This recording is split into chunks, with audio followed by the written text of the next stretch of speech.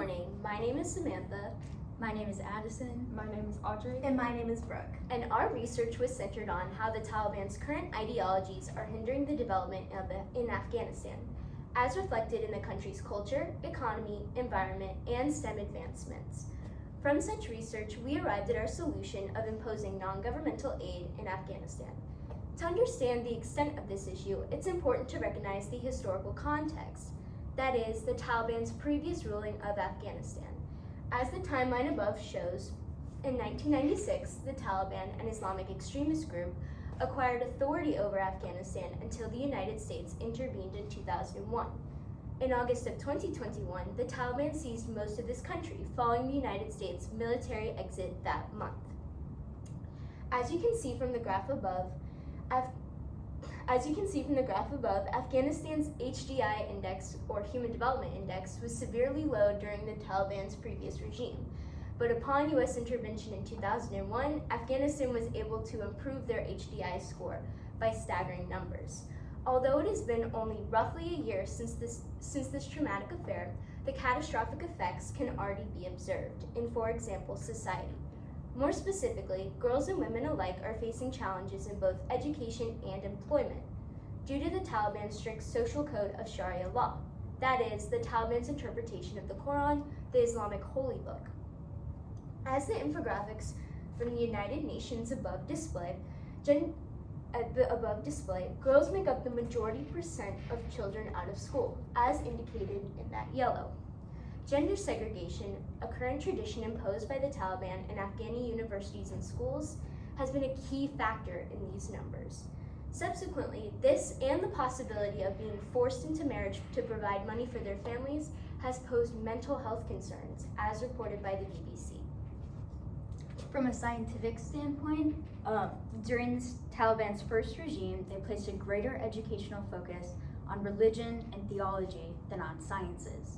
So when infrastructurally we see that only 30% of Afghanis have sufficient access to electricity, concerns are raised that the Taliban's tightening educational restrictions may diminish the already lacking focus on STEM, further inhibiting any ensuing technological progress. Economics for Afghanistan has always been a relationship directly correlated with the countries and the Taliban. After the troops from America were pulled from Kabul, there was an exponential decrease in currency. This shows the impact of humanitarian aid and international aid on the country, showing just how much the country depends on economics. Another serious problem we see in Afghanistan is the lack of proper workforce in the country. We see that because of women not working in the workforce, there's a 5% decrease in GDP because of the loss of women. This impacts the country exponentially and shows that the ideologies of the Taliban impacts it. The importance of the cultural landscape increases when comparing the limited arable land to the population size of 40 million people. As the Taliban came into power, the organization decimated infrastructure in place by the United States. The 2008 budget for infrastructure repair alone in Afghanistan is in the billions. Afghanistan is being deprived from roads, hospitals, and agriculture, making it very vulnerable. The malaria epidemic is a singular exemplar, demonstrating that without proper health care services, extreme consequences loom. Afghan people are immediately reliant on livestock, which is directly intertwined with economic, social well-being of the country. Veterinary care is inconceivable within these regions. However, simply deworming a herd could benefit an entire village. After analyzing the Taliban's effects on the development of Afghanistan, we arrived at our first solution: war. Now, this solution has many obvious limitations, however, is the only way to directly influence the governmental system, thereby removing the Taliban's ideologies and allowing for more progress. In turn, education systems can be redeveloped and equality for women in society will be achieved again. Our primary reasoning was based on reports detailing how Afghanistan evolved from previous Taliban rule and U.S. intervention through the Afghani War. For example, the graph above, created by the United Nations Development Program in 2020, illustrates the positive and increasing trends of Afghanistan's HDI components from 1990 to 2019. The significance of this increasing data, life expectancy in blue, GNI per capita in red, HDI in green, and education in tan, proves how Afghanistan was recovering and prospering during U.S. intervention and after the Taliban was removed from power. And yet, despite such gains, once the U.S. withdrew their troops, Afghanistan immediately rebounded to square one. Thus, we found that war was unsustainable. It made the country dependent on external military and economic aid. Couple that with increased poverty and death tolls, as seen in the graph above, as well as the displacement of Afghanis, stress on surrounding countries due to refugees, and brain drain, produced as the most skilled workers will attempt to leave Afghanistan. This leads to our second solution, which is an increase in refugee quotas in surrounding countries, which is a little less intensive way than war. This is a main positive solution for the people.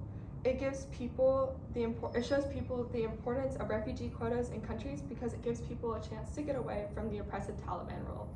It also shows that an increase in violence due to the Taliban rule puts people at risk of being caught in crossfire just walking home from work. This shows why we see so many people leaving the country to have a normal life. This leads us into our limitations to the idea, because many of the refugees are internally displaced people, or IDPs for short. These people move from their home and search for refuge from their possible hostile place. Compared to the number of refugees being 3.5 million people, there are plenty of people who are internally displaced. Even if we raise the refugee quotas in surrounding countries, there may not be enough supplies or rooms in the surrounding countries. Another limitation to the negative impact is the negative impact on surrounding countries. Many countries take in refugees are underdeveloped and in their infrastructure and income. Refugees account for not only humanitarian aid and international aid, but a loss in income because the refugees cannot support the higher form of income. Also, because most refugees cannot afford healthcare, this leads to many sanitation issues in the more populated areas of the refugee camps. Another implication on the country from an increase of refugee quotas is the attack from terrorist groups. In the graph, we see percentage-wise how many fatalities there are during a terrorist attack. We see higher percentages in countries that are harboring more refugees from Afghanistan, like Pakistan. This shows a correlation between the two because the concerns of many countries due to the fear of being targeted from harboring refugees is concerning. This leads to our final reason being most refugees are mostly men. This is a limitation because most of the Taliban rule is mostly affected on women and children.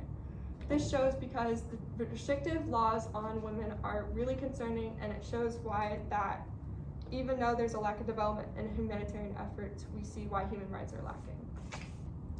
The third and final solution we came to was providing aid in Afghanistan through non-governmental organizations, as it is less radical and more feasible than military intervention. The limitations of our proposal, however, is that inherently we are attempting to change governmentally based structures without the support of the government. So the schooling curriculum, the female role in the healthcare systems, and the minority rights movements will not be altered. We must also acknowledge that there have been such organizations serving in Afghanistan previously, as listed above. These organizations have provided humanitarian aid in Afghanistan, some since 2001, and yet, even after 21 years, the country remains one of the least developed countries in the world. Veterinary Civil Action Programs, VetCaps, known as short-term veterinary clinics, have taken notice of the waning agricultural status. Recently, they have curated a loophole through Talibanization to aid this region on working for a free-for-service basis, teaming with Afghan herdsmen to treat animals impacting local villages and economic advancements. Not only has basic veterinary care and vaccination and deworming of animals impacted the village's health, but served as awareness. People have spoken to military personnel, eluding suspicion about practical environmental initiatives. Since the progression of these operations, they have been moderately distributed across the region, addressing the new model for veterinary services in Afghanistan. Agriculture within Afghanistan directly correlates with its economy. About 60 to 70% of Afghanistans find work on farms, contributing to economic growth. Recent economic growth has been on the decline due to poor government resources. However, U.S. and NGOs intervene and Afghanistan has gained lost ground, becoming the largest exporter for raisins, followed by almonds, fruits, and nuts. Overall, this has generated about 35% of all exports through this sector, possessing further potential with exponentially grown. This has positively impacted more than 2 million lives, which can affect the GDP and overall income for rural households. The United States continues to provide aid and millions have benefited, from nomadic herders in small villages to millions in decimated cities. The post-conflict country of Afghanistan has been subjected to frequent contractual disputes affecting their healthcare infrastructure. U.S. intervention identified the lack of environmental controls within the country's workforce. This vital support was necessary as existing employee protection was inadequate, leading to widespread illness, death, and poisoning.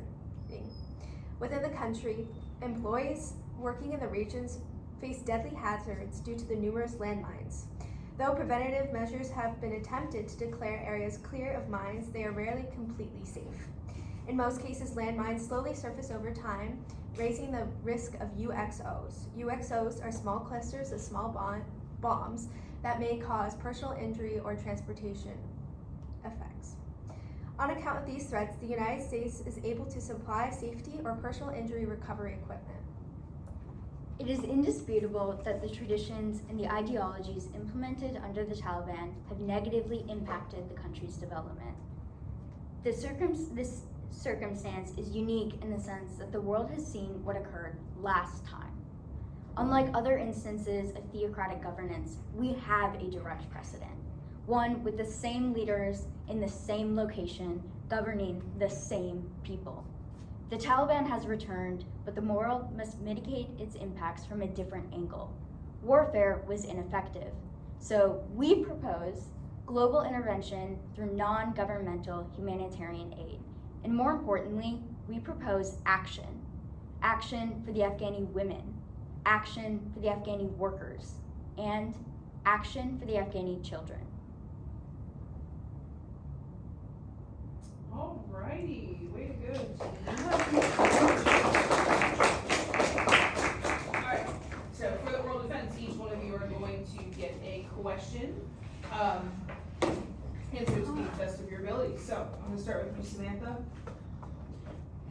Describe how the content of the team presentation was changed as a result of your group's discussion. So when discussing the overall topic, we changed it from more to the ideologies rather than the Taliban's in general impact, because it related more to all of our solutions and our lenses. And we were able to figure out better ways to help the country in the sense of non-governmental aid, and we were able to just use our IRRs more than just rely on for example my IRR, which relates more to the Taliban's the social aspects. Alright, Addison, how did the group decide to include Brooke's perspective or lens into the overall presentation? So Brooke primarily focused on the environment, and so she talked a lot about the agriculture and the veterinary care, and so that was directly improved by the non-governmental aid that we proposed in our third solution. Audrey, reflecting on all of your colleagues' work, which one had the greatest impact on your overall understanding of the problem that your group identified? Samantha definitely had the most impact on the overall problem because she had such an important part in her social lens. She gave us so much work from her IRR because we were talking mostly about humanitarian aid and governmental aid, which is directly impacted on the social aspect, as we stated in our third lens and even second lens. All right, Brooke. What is a way in which your team's solution made you think differently about your own individual research? My own individual research was affected by the overall solutions that we came up with, mostly directed on solution 1. When I approached the solutions of the Afghanistan ideology of traditions, I proposed NGO or other government intervention. However, my colleagues and I also proposed the idea of war and how that may be a effective solution towards the impacting Afghan ideology. Way to go, team. We may turn